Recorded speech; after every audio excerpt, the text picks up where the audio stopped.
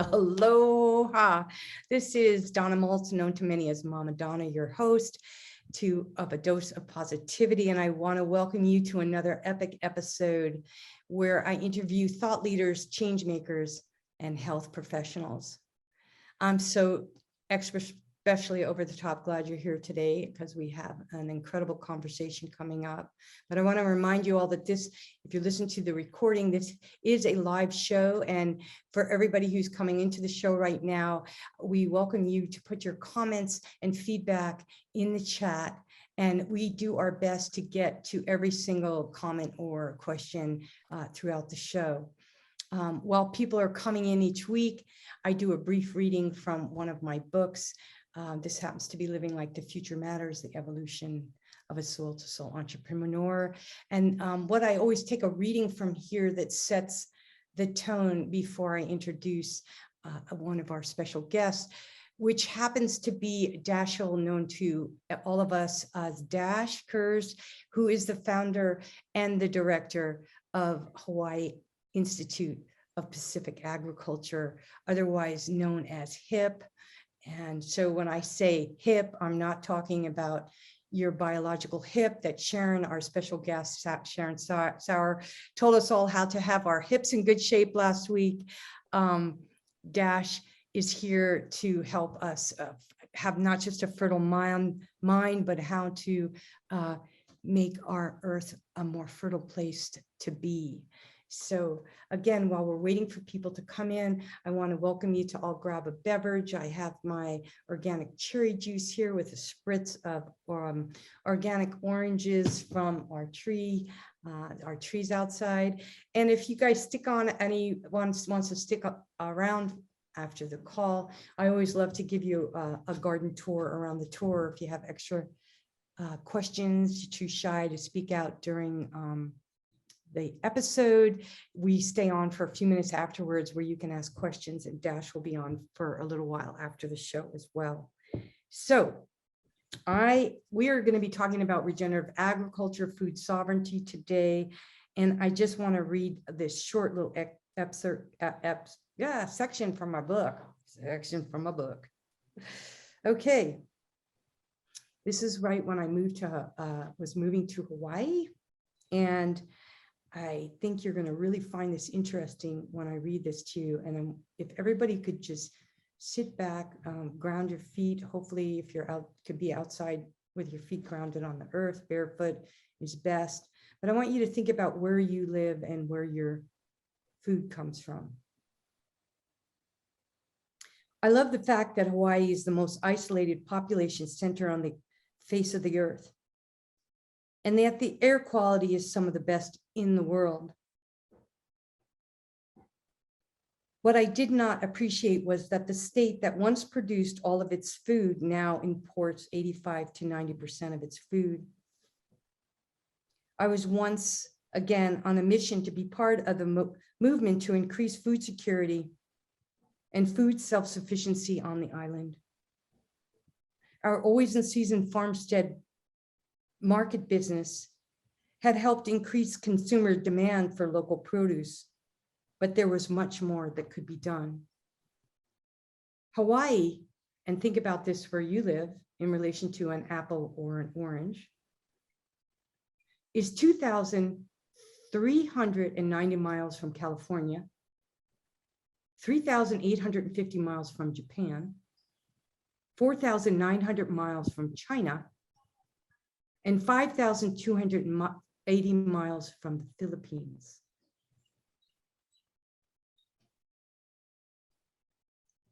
As the most geologically isolated state in the country, Hawaii imports approximately 90% of its food, according to the United States Department of Agriculture.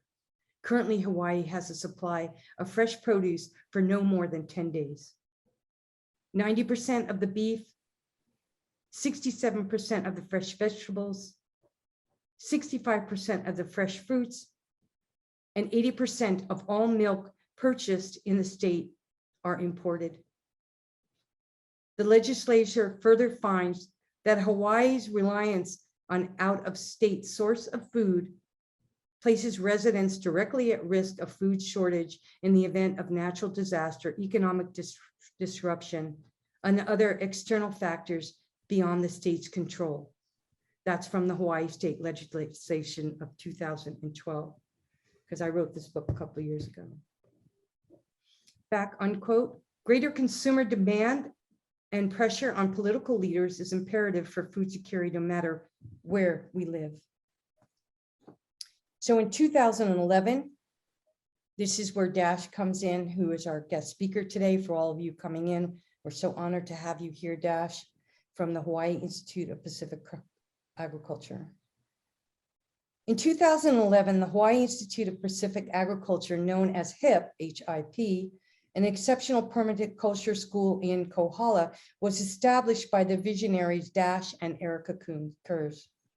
They invited me to be on their advisory team. It has been a rewarding journey to be part of this noble vision to help train the next generation of farmers. The Kuhrs are rooted in the land, the wisdom of the Aina. While raising 3 free-range children, they and their committed team offer internships, youth programs, community events, and farm tours. The Institute has inspired hundreds of new organic farmers and citizens. Most currently, HIP is also responsible for bringing the first farm to cafe school to our local schools in the state. Every community would benefit from the powerful knowledge this forward-thinking organization brings forth. I'm delighted to share that HIP is helping to get our food hub cranked up and going. And actually, at the time of this book, it was just going, and now it is just soaring. And we are so awesomely thrilled to have you here today, Dash. And I know some of you on here on the call might know who Dash is. Dash, say hi. Hello. Aloha. So go ahead. So happy to be here. Yeah, just really happy to be on the call and share. So cool. So I just want to just give you guys a little bit more a background about Dash, because people are still coming into the call right now.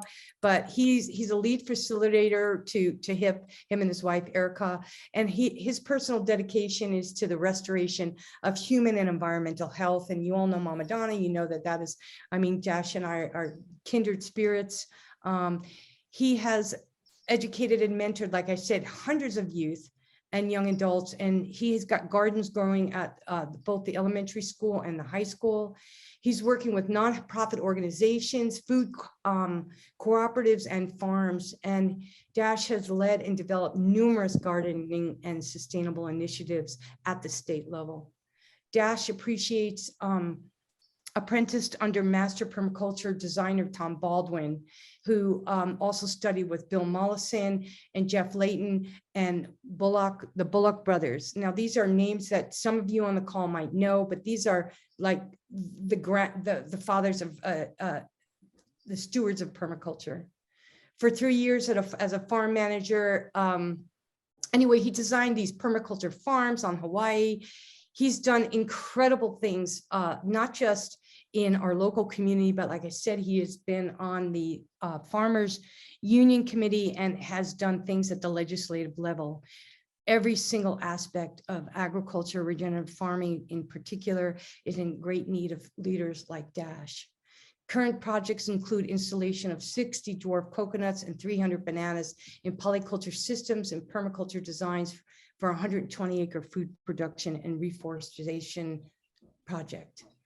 So anyway, there's so many things. And Dash, what I think I would love to do is ask you right now if you can elaborate, because there's this is a little bit moving forward into where you're at now, post actually in the midst of COVID. Dash, both of his children have come down with COVID, and we're so honored that you're here. He's been treating the kids naturally to get through this. And I just so honored to have you come on and just share your wisdom, and everybody take advantage of this time with him, because the information he can serve you with to help you motivate yourself to get into regenerative farming or to help build a community self-reliance is unbelievable. So Dash, can you please give us a little bit backstory on how you got to where you are and how you realized our food system is in trouble and the sequential steps inspiring you to get where you are today and start HIP too? Yeah, sure. Would be happy to share. I mean, I guess I kind of did my first vegetable garden after high school, and we had a really bumper crop that summer. And you could say that I got hooked on gardening and eating, fresh local foods. And really, as I started consuming more organic vegetables and fresh fruits and just like on that healthy lifestyle tip, I feel like it really triggered an awakening in myself, an awakening of consciousness and care and compassion for my peers and their suffering. And I really came to an awareness that our world is headed for, a pretty big food crises. Like we're up against some real numbers and data in terms of the amount of food we can sustainably grow from the planet and the amount of human beings that we have, and looking in the context of how do we address some of our biggest, most challenging social and environmental issues led me into the study of agriculture and really recognizing regenerative agriculture and eventually permaculture and agroforestry as a key to a way that humans can move forward in a really healthy and sustainable way. So I guess I've been gardening since I got out of school, and yeah, it's been almost like 20 years that I've been gardening, and I became an urban garden educator, and that urban garden was my classroom for teaching youth. And as the years unfolded, then I came to have various farms. I've managed different farms, and I used to lease a farm, and most recently we bought a 26-acre farm on the North Shore of Big Island, which is now our long-term home and campus for this work of creating food abundance and teaching others how to do so as well. So how you during this whole process of you doing this, and since I've known you, you've had your 3 children pretty much. How has your relationship with the land and producing this food united you as a family, and talk more about this? I mean, you're in this school system and you're teaching these children, and I guess what I'm getting at is when I know when I had Jazz, our son, I mean, it just changed everything for me. I wasn't just doing it for myself. It was like planting seeds of change for the young minds. And I know some of the people who are listening to this call right now are educators working in either school systems or low-income cities, urban environments. So when you're talking about moving forward with how you did this, like what tugged at you to make this your mission, your life's goal to do what you're doing? Because you are so passionate about this, Dash. Yeah, I mean, I think it started with my own process of healing and realizing, I got out of school and I just wasn't that well. I hadn't been treating my body well, and as I started eating pure and organic foods, it healed my body and it awakened my consciousness. And then I through that awakening, I guess that deep compassion arose for my peers, and I really had that understanding that many people were going to get ill from bad food, from eating the wrong food, all these preventable diseases, right? Diabetes, heart disease, obesity, all these things. And so I started as a nutrition educator, really working to try to inspire youth to avoid disease through conscious food decisions. And that in itself was such an amazing process, to be an educator that was working against this massive tide of billions of dollars of marketing and advertising of junk food to children. And it was really, for me, like peeling back this veil of our food system. We're eating all of these foods that may be leading to cancer and disease, and yet nobody's telling us, right? Like the mainstream media doesn't talk about it. and even that was like so hard for me to witness the mainstream media throughout COVID. Just that it was never addressed, the fundamental issue of comorbidities, and the fact that obesity led to higher, death rates and so, yeah, I started as an educator, and I've been like passionately, I guess, committed to educating the next generation to eat healthy, to eat well. And then food access is a big thing, right? Because you can educate people all day long. Some of my first educational programs I did were like in the inner city in San Diego, and really challenging, right? Because food access is a real issue. You can teach people how to eat healthy, but they literally may not be able to afford it or access it. And so that's where, from nutrition educator, I became a garden educator. And then, it kind of progressed to being a farmer myself and creating food access by creating abundant spaces. We did the first we did the first edible landscape in Balboa Park, which is like that huge, the huge park in San Diego City, and thousands of acres, but they had no fruit trees. And, I've just been continuing on that process of creating food security in whatever community that I live in, creating food access, feeding children, feeding families. And that's really, what our organization is still continuing to do to this day. Well, let's talk a little bit about the economics and the political ploy behind food, the food and drug and connection, food and drug cartel, I like to say. And how food, why is food sovereignty so important? Why should people on this call, or people listening to this, care?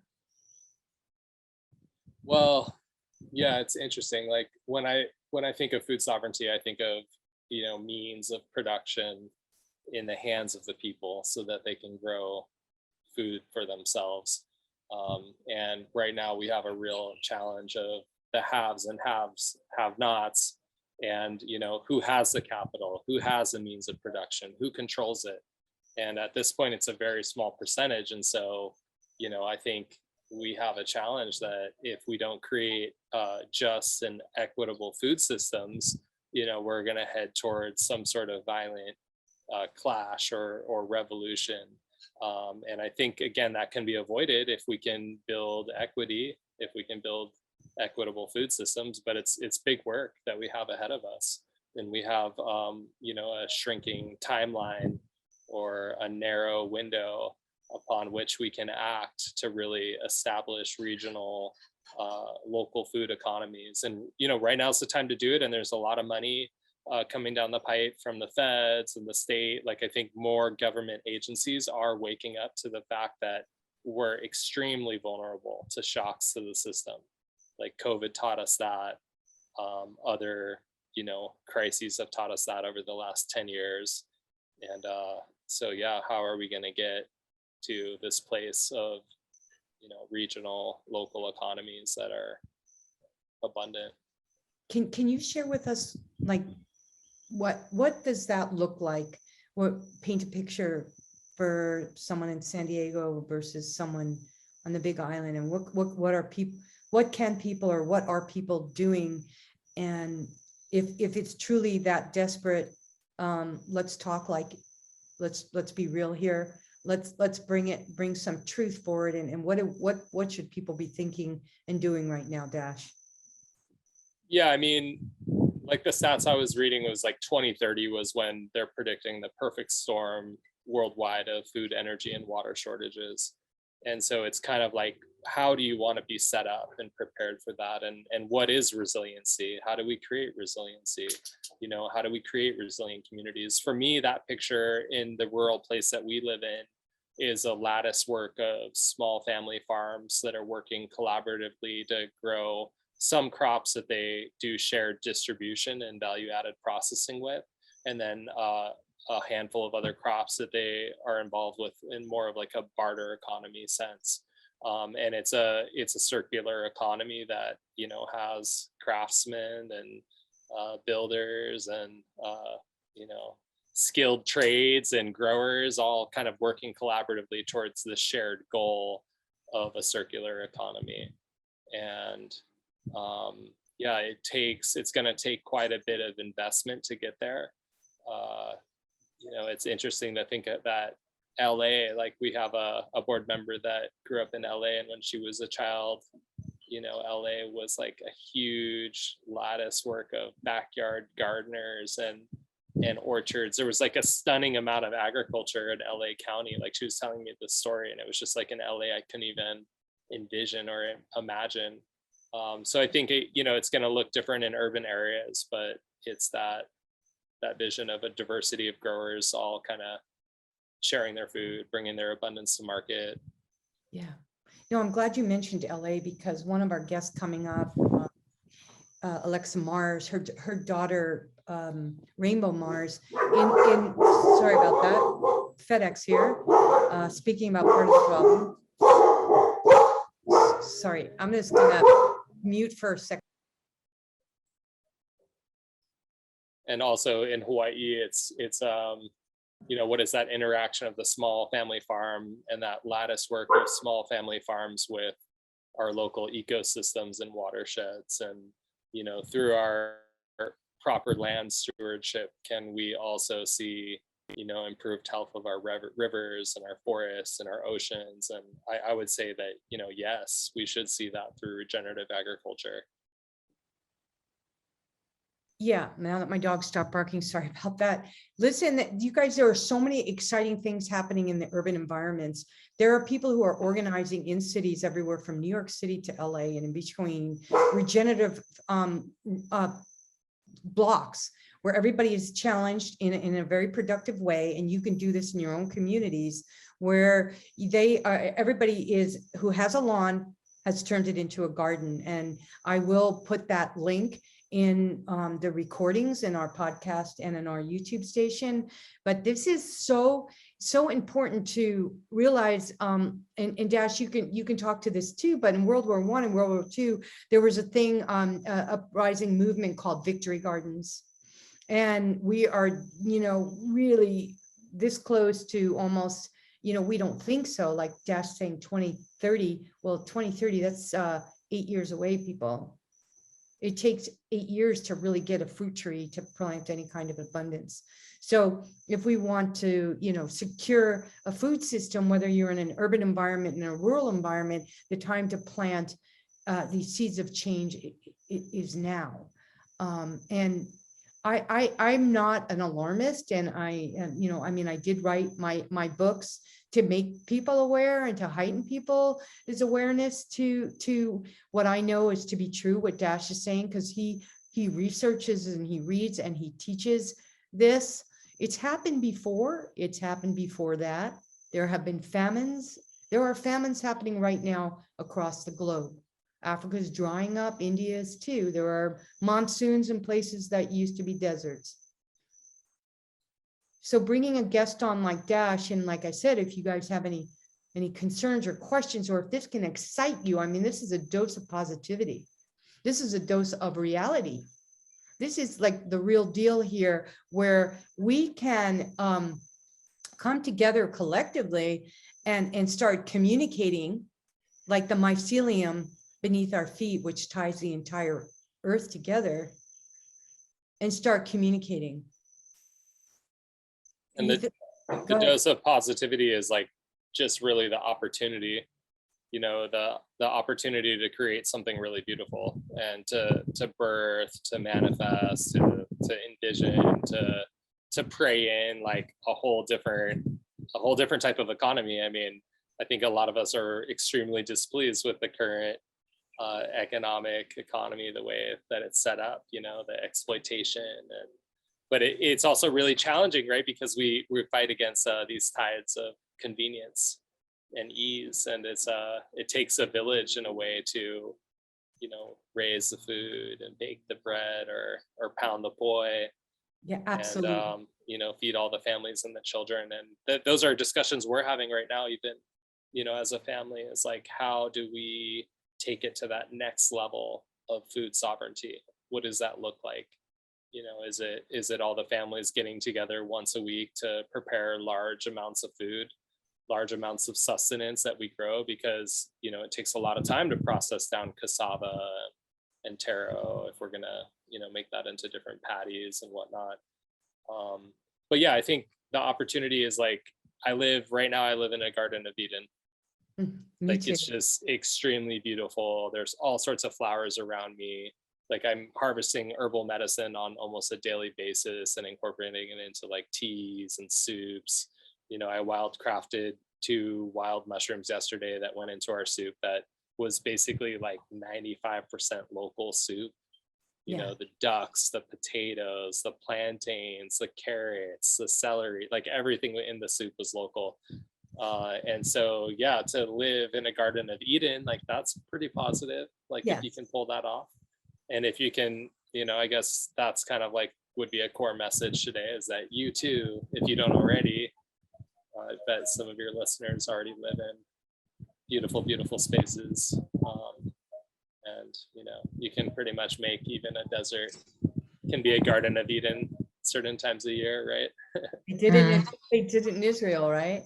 Well, you know what? It's so cool. I love what you're saying in some of the comments coming in right now. If everybody could put themselves on mute, that would be great. But I love so much that, you know, you don't have like, I don't grow all the vegetables. I buy my vegetables from a bag at the farmer's market. And just supporting your local farmers, or if you do have a lawn, putting in flowers or trees, anything, so carbon sequestering beauty. Any kind of flower, any kind of tree is going to invite the bees, and the bees pollinate, and the bees pollination creates the seeds that bring in the next generation and harvest for whether it's a wild animal or a human plant, a human being can eat on something from the garden. And if you guys don't know what cassava is and breadfruit, I mean, we have like the canoe crops here, and that brings us to Dash. One of the things that I wanted to share with everybody was, you know, the idea of why it is so important to plant whatever it is, and to unity and community builds immunity, right? That's one thing. I bring that up quite often on the shows, and how we can bring more unity into our communities, not just to build our own health immunities, but the immunity of our overall community, the whole ecosystem where we live. And I love what you were saying is it's like, who's going to make the plant medicine? Who's going to plant the flowers for the bees? I mean, it takes all aspects of that, and making what we're talking about doing is, what could be more sexy and more exciting and genuine and real than propagating plants and medicine and food? And when we look at the average age of a farmer is like 58, 60 years old today, how do we get that message across? And that's one of the things that I'm super excited for you to talk about, all the things that you're doing to excite new young farmers to get into this beautiful, noble profession, and how we've turned, like, the food pyramid is all wrong and upside down. So is our commerce system, when people will pay $20 for a martini and bitch about the price of asparagus. So changing that concept of our professions and paying our farmers and what they're worth, and getting the next generation of farmers excited about this. And that's what you're doing there. You're training farmers, right? So I would love for you to talk about that. What you've seen is your most success in getting people excited about taking to the fields.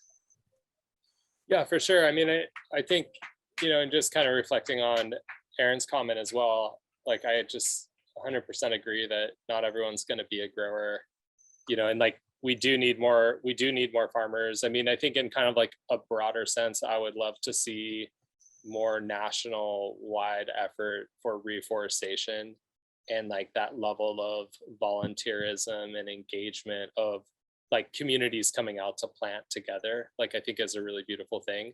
But in that effort, you know, some people maybe are preparing the soup, some people are, you know, tending the festival grounds, or you know, whatever that mechanism is for the reforestation to happen, for that action to happen. It really, there's so many different roles that we can play in building just and equitable food systems, even just from shopping at farmers market and beyond. And yeah, in regards to youth and inspiring the next generation, like, it's just a process. I mean, it's a process, it's a challenge. You know, I've always looked at it as planting seeds, like planting seeds of consciousness in the youth. And I feel like those seeds, you know, when you plant a lot of seeds, sometimes some trees will maybe bear a lot of fruit, like really prolific. Maybe some trees will just flower and not bear fruit. And I think of that as well with our teachings with youth. Like we've provided education for, you know, over 1,000 youth in our area, many of them for repeat visits to the farm. And that's, we're taking like a long view of building interest among youth in eating local foods, and, you know, doing volunteerism on farms, and considering being their own backyard gardeners and growers, and maybe getting into careers and jobs of agriculture or their support industries, right? They could be, you know, marketing the food, they could be, you know, processing the food. So there's like lots of opportunities in a rural economy.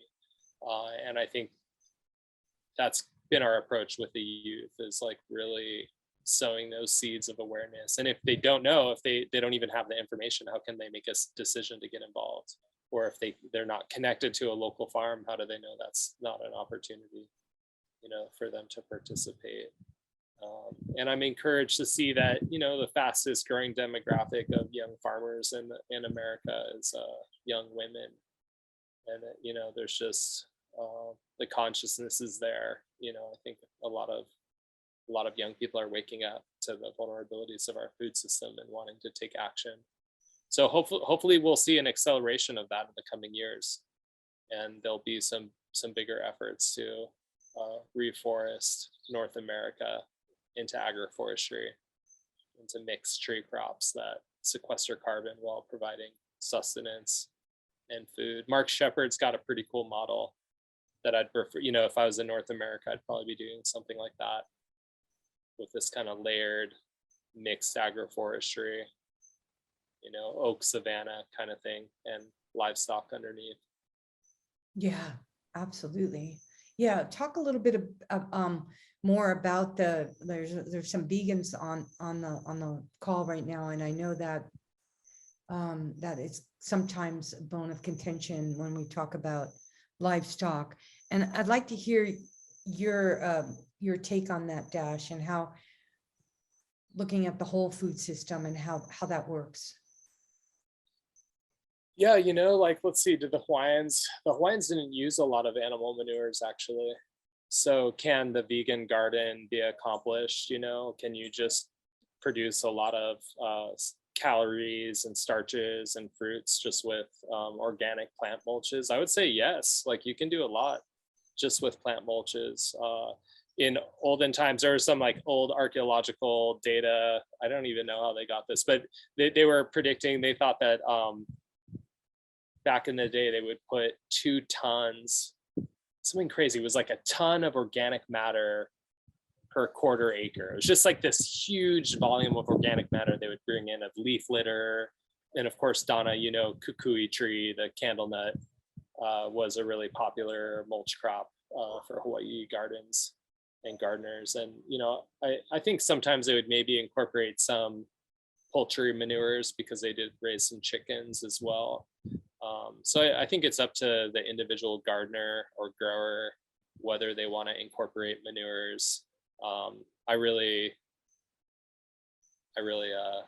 find manures help our plants thrive. You know, we use manures on our farm, and we source them from, you know, clean sources, and we like to compost them, and that added bit of nitrogen does help kick off the crops a bit more, in my personal experience.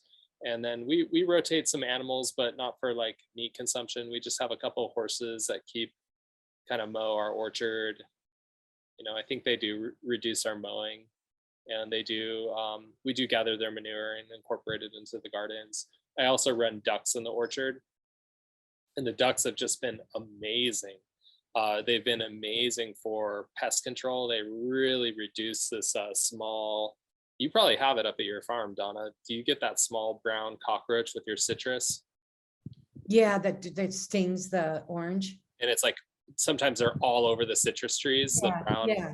So our ducks just clean the land of those cockroaches.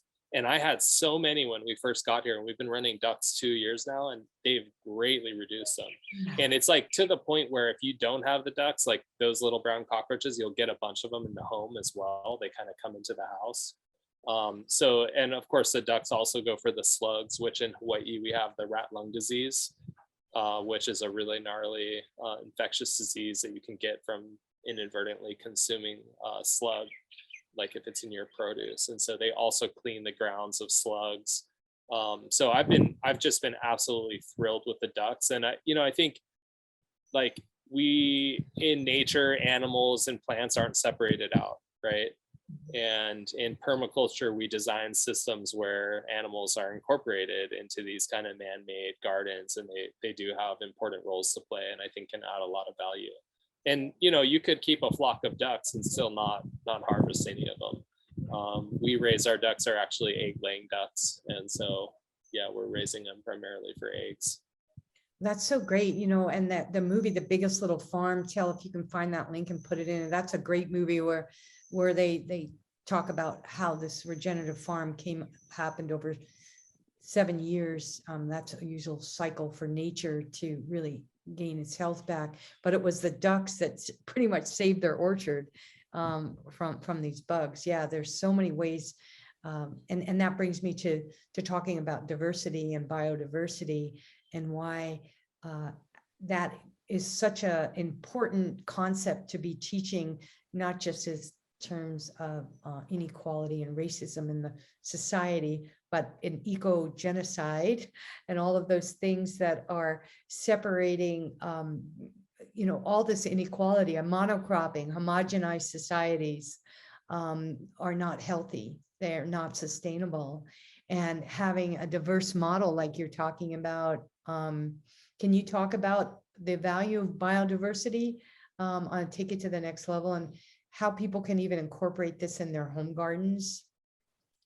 Yeah, it makes me think of Vandana Shiva wrote an article for Fatal Harvest, this big book called Monocultures. What was it? Monocultures and Monocultures of Mind, and she was just drawing that comparison of the education and then also these monocultures. Yeah, and the monocultures have really erased and destroyed biodiversity in a big way.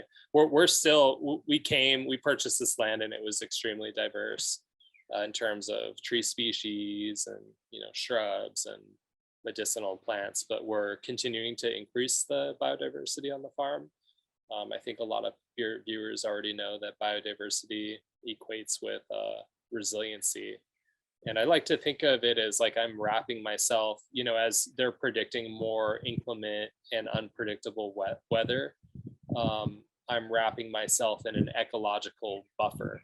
Yes. And like we need to create these ecological buffer zones all around the planet, because these ecological buffer zones are where humans are going to end up living and sustaining.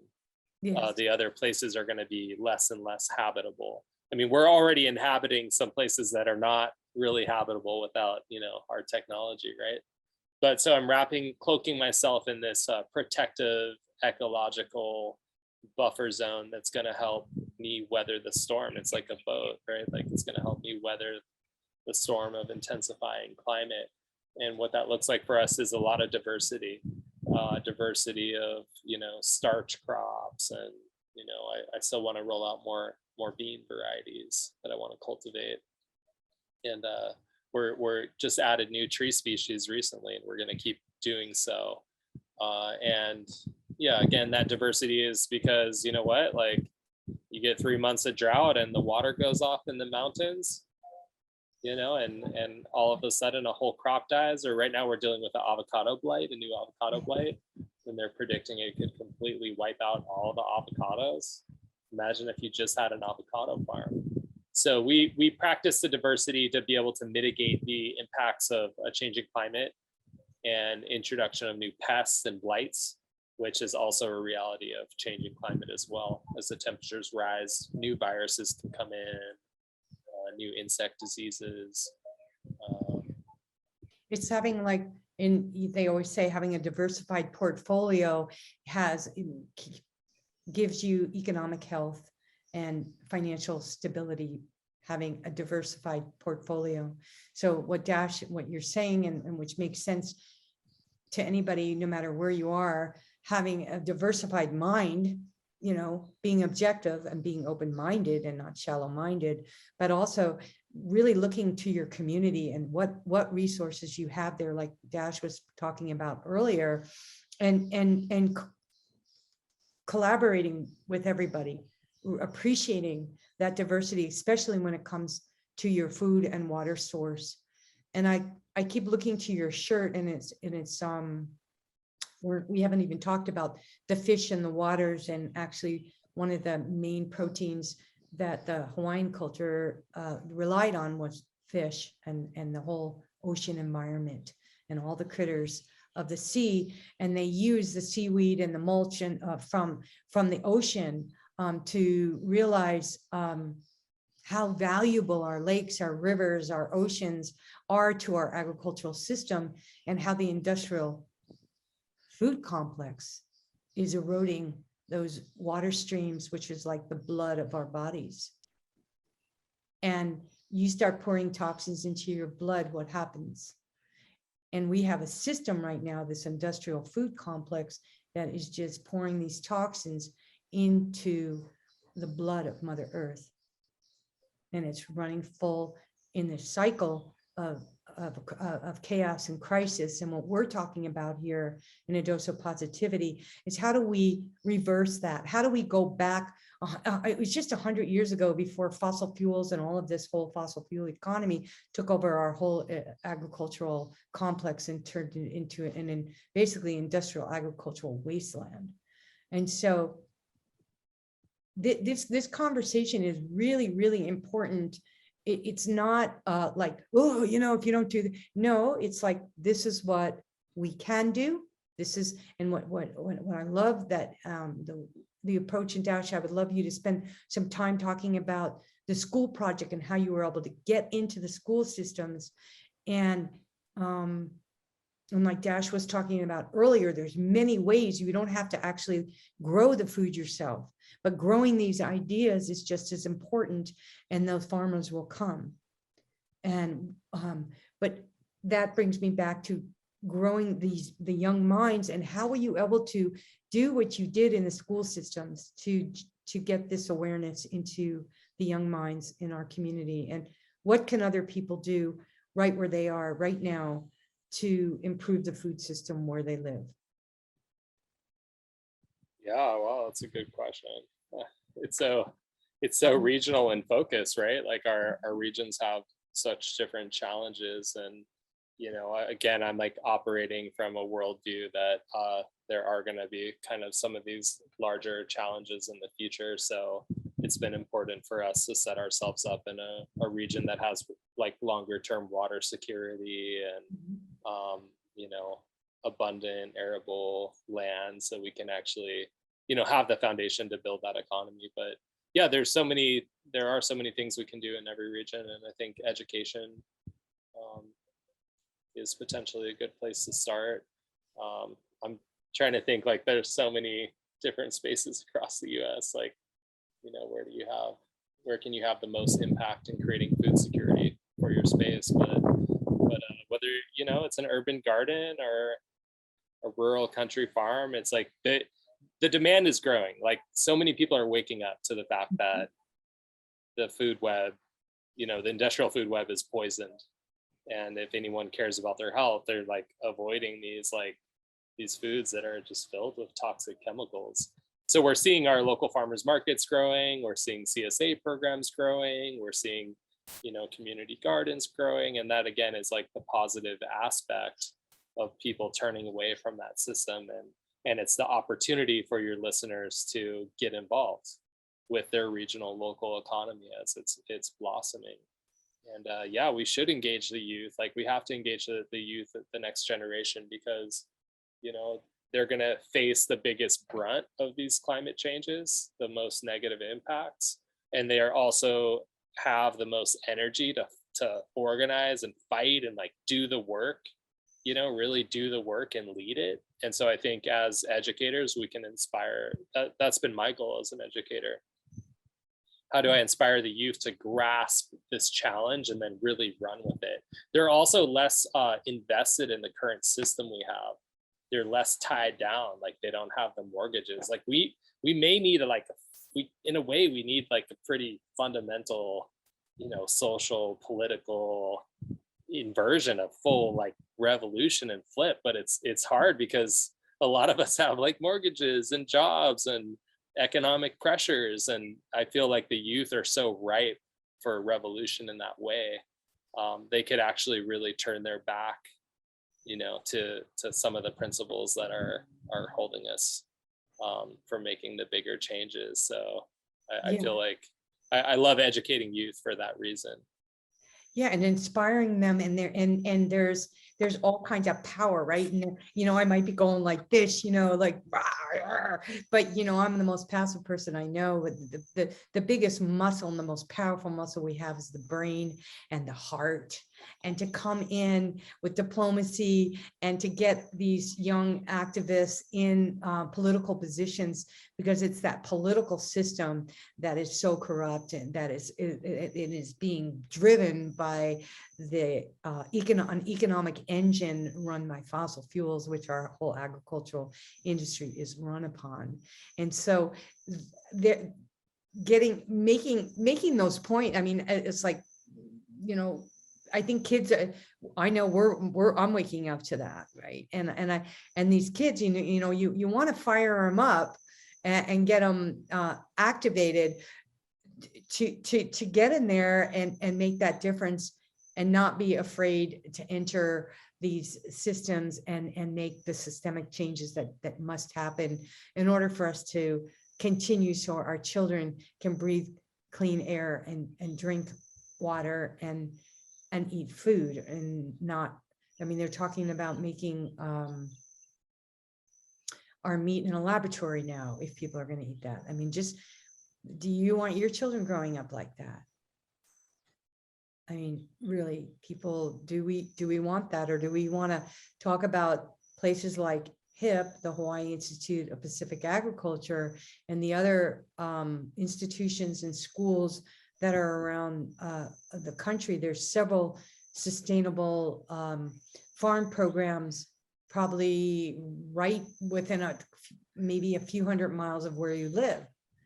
Oh, wow, here we go. Oh, yes. The horses are out on the land, they just came out, do a little grazing. So awesome. Yeah, I consider myself like a social entrepreneur. We founded this nonprofit organization. We also have an LLC that does some agritourism here on the farm. And I think entrepreneurship is a really cool vehicle for youth as well.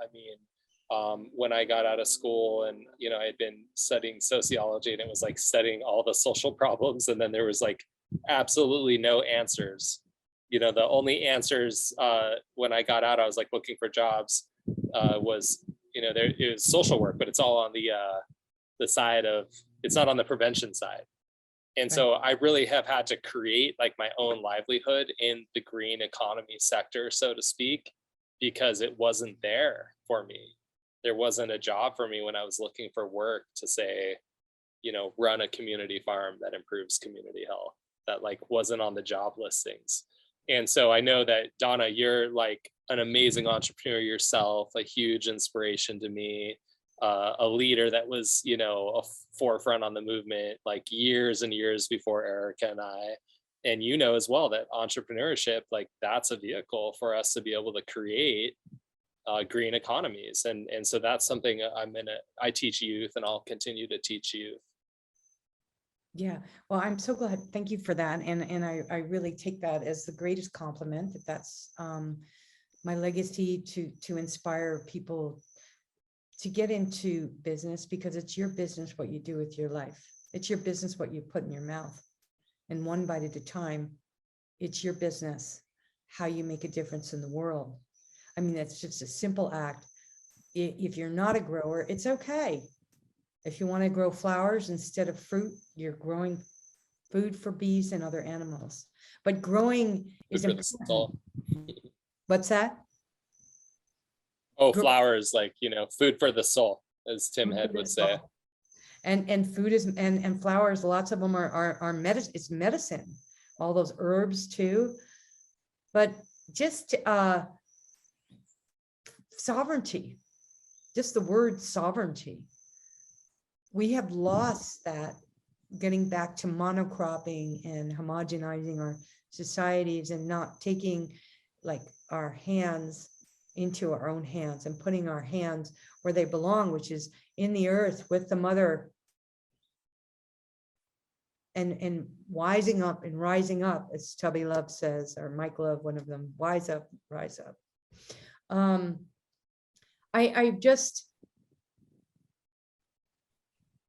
I want to make sure that everybody who's listening understands that this is about food for people and the planet.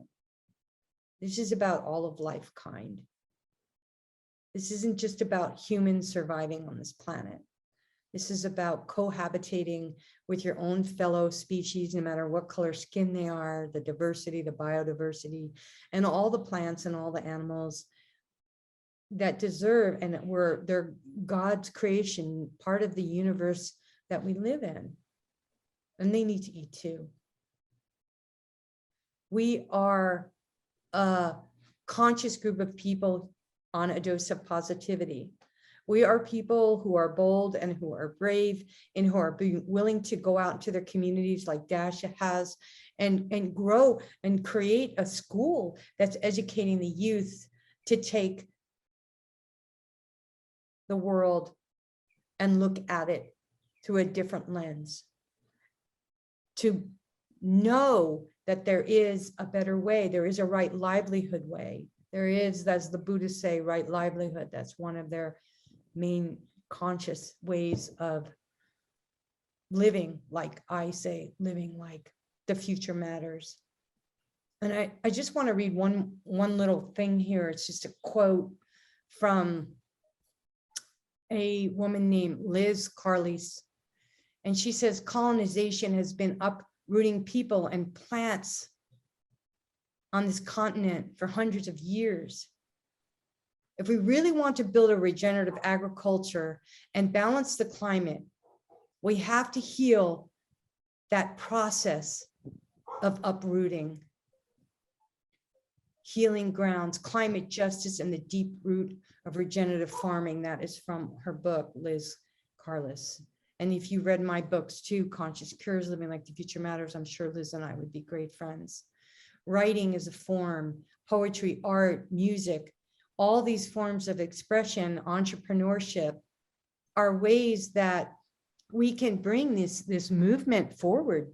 Who are you? What do you love to do? What's your purposeful why? What are you putting in and on your body? What are you teaching your children? What kind of world do we want to leave for the next generation of ants and humans? Rhinoceroses, hopefully.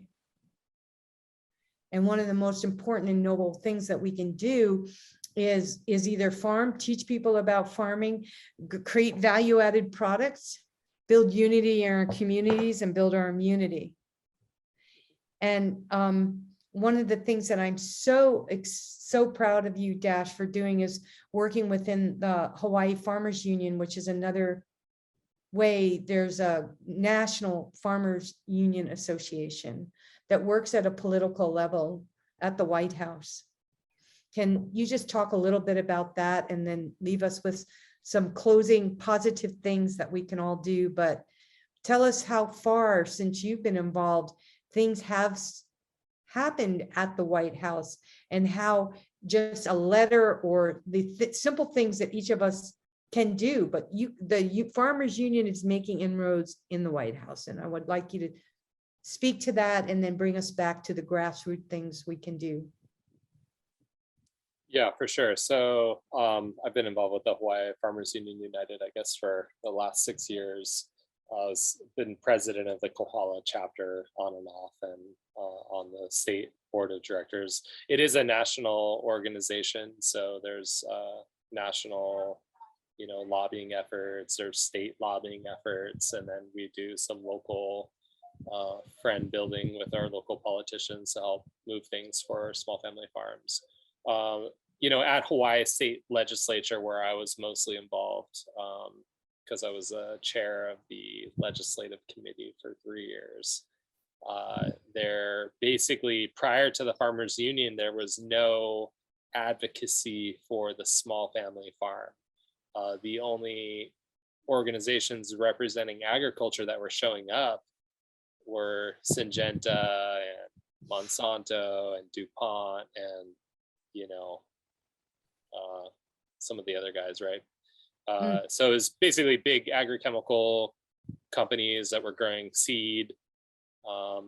They continue to grow seed in Maui and Oahu, Molokai. There's some GMO seed growing operations. A lot of people don't know that Hawaii has the most amount of open field trials of genetically modified corn of any state in the nation. Because of our year-round growing season, they're able to pull off 3 corn crops a year. And so that was going on, and there's been a lot of pushback on it. But the union's role at the legislature hasn't been to fight those companies. It has really been to promote the needs of small family farms. And I'm really happy to say that we've built a lot of good friends, among the senators and representatives, and the union is viewed in a really positive light, to the point where the state president is now on the Department of Agriculture board, which is really huge because we have a voice there. And the bills that I worked on were a farmer training bill that would create funding for farmer training programs statewide, and then a food hub bill that would basically capitalize our food hubs. There's about 14 plus food hubs now statewide. Yeah. Food hubs are kind of a growing movement, I guess, across the nation and Hawaii, to again create these regional centers where we can aggregate, process, and distribute produce while meeting FSMA guidelines, the new Federal Safety Modernization Act guidelines, which were really, really bad for small farmers. I mean, small organic farmers were pretty opposed to them. They seemed like they were ridden by industry and really ridden to kind of take the small guys out of the equation. So food hubs has been like an inspiring movement, an inspiring way that we can access that community control over our food system. I mean, it gets back to that kind of food sovereignty. By having these food hubs, we can have sovereign food systems that are feeding our community.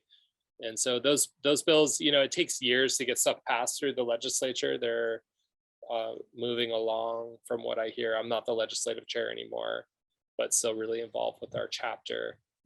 But I did hear that the food hub bill's looking really good and maybe passing this session. So that's super inspiring. That's super inspiring. And it's super inspiring that you're in there working with these youth and getting them in. I know some of the kids that you've inspired have been little political warriors, and you've gotten behind these kids and motivated them to get involved, whether it's with in entrepreneurial perspective, a farming perspective, a political perspective. There's all these different ways that we can empower the youth to make a difference in our transforming the industrial food complex back into a Garden of Eden. And Dash, I just want to thank you so much from the bottom of my heart for all the dedicated years of service that you have done, the hard work you've done, the thousands of individuals that you've inspired to eat like the future matters. You're cultivating conscious cures, solutions for the 21st century pandemics, the 21st century, which is a pandemic right now. And I just really honor you for that. And I honor everybody who came to the call today and who's listening to the replay. And I just want to thank you again and again, Dash, for your service, and let you guys all know that next week's guest is going to follow kind of what Dash has brought to the table, which is so amazing. Her name is Robin Richardson, and she is from the Global Food Collaborative. She started that 20-something years ago. And we are going to be looking at valuing our life from the perspective of valuing our food chain, which is kind of a takeoff on where we are right now to really look. She's going to take another deep dive, look into the political and economic systems and the engines that have brought us so far backwards and what we can do to move into the future in a much brighter, much more transparent, holistic, and healthy vision for our children. And again, I want to thank you so much, Dash, for coming. You are living like the future matter, and you're a huge example. And just give us all, until you can put it in here, but the best way for people to get a hold of you, and just let us know what you're up to right now, if you're looking for interns, or what shout out you'd like to give us right now. Okay, yeah. I mean, if you're coming to Hawaii, we do have accommodations on our farm. We offer a weekly farm tour and farm to table dinner, which has been like very popular. People are absolutely loving the tour. I think it's a 4-course meal that Chef Erica is doing right now, all local board, grown fresh from the farm. If you want to just tour the grounds, we do a Tuesday tour as well. And then, yeah, there's opportunities. We have like a bunch of class series coming up for the remainder of this year. And then we're going to be doing even more farmer training in 2023 that's going to be open to the public. So you can learn about either of those offerings at starseedranch.com or hipagriculture.org, which is our nonprofit organization. And yeah, hope to see some of you all out here in Hawaii, or maybe tune into one of the online classes. And you guys, I will have all these links in our Facebook group. They will be on the replay, and they will also be on our podcast station and YouTube. So again, thank you so much, Dash. And anybody who wants to stick around after, we're going to sign off now. We're going to stop the recording, and you guys can stick around and we'll do a little farm tour. Dash, you can take us around your farm, and I'll take you around our little farm. We'll check out the pineapples. And again, thank you all for coming into the replay. Big love. And remember to go out and do something positive today for yourself, for your community, and for the world. Big love and aloha.